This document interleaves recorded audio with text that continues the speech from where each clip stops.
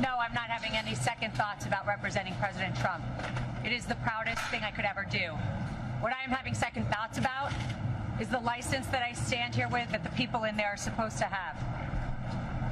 I have not spoken because I respect my ethics while I'm on trial. But let me now speak about what has happened. I have sat on trial after trial for months in this state, the state of New York. Attorney General Letitia James, and now this. Weeks. Why? Because President Trump is leading in the polls, and now we see what you get in New York. So don't get it twisted, whoever asked me that question. I am so proud to stand with President Trump. But I am not proud to stand with what I saw in that courtroom. Ms. Habba, I'm not finished. Let me just finish and I'll take questions, please.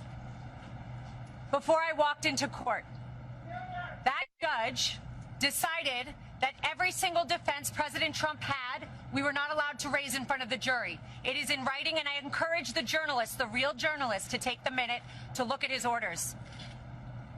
There was no proof. And I couldn't prove that she didn't bring in the dress. There was no DNA. There was no expert. My experts were denied. Two of them were denied to come in. They didn't let me bring up that Reid Hoffman funded Miss Kaplan. And you know what we got in there? That my witness, who was her friend, who said that she is a drug addict and the drug addict is herself. That friend, I found out in there, was paid for by Miss Kaplan's firm, and that is disgusting. That is a violation of everything I stand for, and that is why I stand with Trump. And that is why so many Americans are so proud that he is running again and so excited to run to the ballot box. But don't get it twisted. We are seeing a violation of our justice system. Ladies and gentlemen, you are not allowed to be stripped of every defense that you have. You are not allowed to be told that you can't bring it up. And imagine a point where a judge tells the lawyer, before your client, the former president of the United States, the leading candidate and obvious nominee for the Republican Party, before he takes the stand to defend himself, Ms. Habba, tell me the questions you're going to ask in open court and tell me exactly what he's going to respond. And then edited my questions, edited the response he was allowed to give. And guess what my client did? He took the stand. He abided by the rules of this corrupt system that I have seen.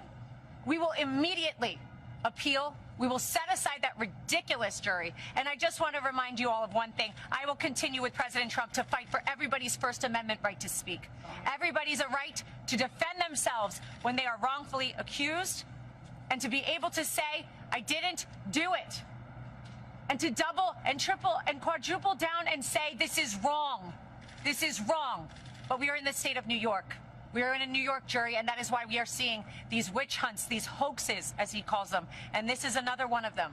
Be brought in New York, in states where they know they will get juries like this. It will not deter us.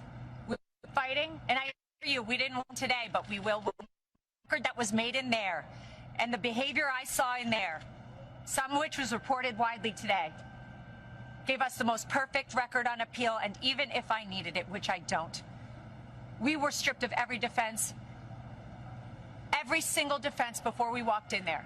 And I am proud to stand with President Trump because he showed up, he stood up, he took the stand, and he faced this judge. And you know what? I'll continue to do so with him. Yes. Ms. Habba, is the former Of course I've spoken with the president. Ms. Habba, is the former president scared now of the consequences of his actions? The former president does not live his life in fear, as you've seen every single day. The former president and probably future president will continue to fight for Americans. Thank you very much, everybody.